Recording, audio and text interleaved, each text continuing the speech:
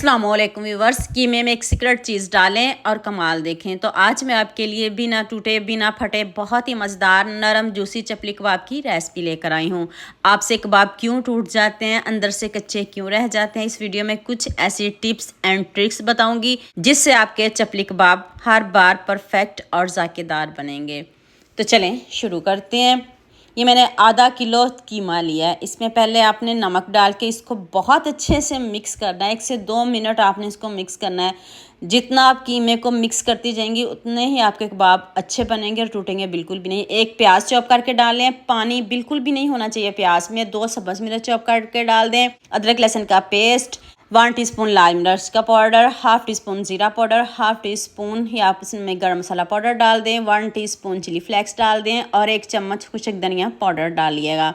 तो अब आपने इसको बहुत अच्छे से मिक्स करना है, यकजान करना है, जल्दी बिल्कुल भी नहीं करेंगे। जितना आप इसको मिक्स करते रहेंगे आपके कबाब उतने ही अच्छे बनेंगे। एक आपने टमाटर डालना है, ज़रा एंड पे डालिएगा, पहले नहीं डालिएगा। पहले हम इसको बहुत अच्छे से मिक्स करेंगे मसालों को, फिर बाद में टमाटर डालिएगा। इसमें अनारदाना भी डालना है लेकिन बच्चे पसंद नहीं करते इसलिए मैंने इसको स्किप कर दिया। आप ज़रूर डालिएगा। 2 चम्मच रोस्ट करके मैंने इसमें बेसन ऐड किया है। अगर आप बेसन लाइक नहीं करते तो फिर आप मकई का आटा डालिएगा या फिर आपके घर में चने का आटा हो तो वो भी डाल सकते हो। तो कोशिश करिएगा आप मकई का आटा डाल लो। तो अब इसको मैंने कोई रेस्ट नहीं दी, मैंने उसी टाइम इसको बनाना शुरू कर दिया। आप थोड़ी देर इसको फ्रिज में रख दें, सेट कर दें। ना मैंने इसमें अंडा डाला है, ना कोई मैंने इसमें बेकिंग सोडा डाला है। तो इस तरह आपने थोड़ा सा बैटर उठाना है और हाथ पे प्रेस करिएगा। पतले कबाब बनाइएगा, मोटे बिल्कुल भी नहीं बनाइएगा क्योंकि कच्चे कीमे के हैं। तो आपने कोशिश करनी है, बहुत थोड़ा आपने कीमा लेना है और पहले इसको आपने बहुत अच्छे से सेट करना है। उसके बाद आप हथेली पर रख के इसको प्रेस कर दीजिएगा। शेप की आपने टेंशन नहीं लेनी कि इसकी शेप अच्छी नहीं बनी, ये ऐसे ही बनते हैं। तो अब फ्राई करने का भी तरीका बता देती हूँ। ऑयल आपने कम लेना, ज़्यादा नहीं लेना। आँच हम मीडियम रखेंगे और इसको बहुत अच्छे से पकाएंगे।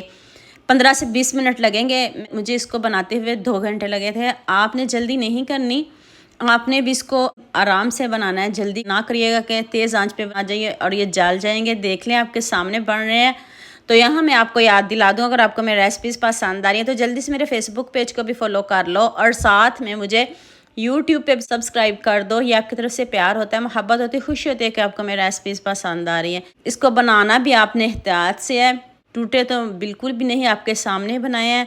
और लुक आप खुद चेक कर लें कितना ज़बरदस्त कलर है। ईद पे कीमा तो सभी घरों में होगा, आप इसको ज़रूर ट्राई करिएगा। सिंपल है, इजी है, ज़रा भी मुश्किल नहीं है। बस इसको बनाने में थोड़ा टाइम लगता है तो आपने घबराना बिल्कुल भी नहीं, आपने भी एहतियात से ऐसे इसको बनाना है। हाँ, मुझे जल्दी से ये भी बता दें मुझे किन किन मुल्कों और किन किन शहरों से देख रहे हैं। मुझे बहुत खुशी होती है जब आपके फेसबुक और यूट्यूब पर खूबसूरत से कमेंट पढ़ती हूँ।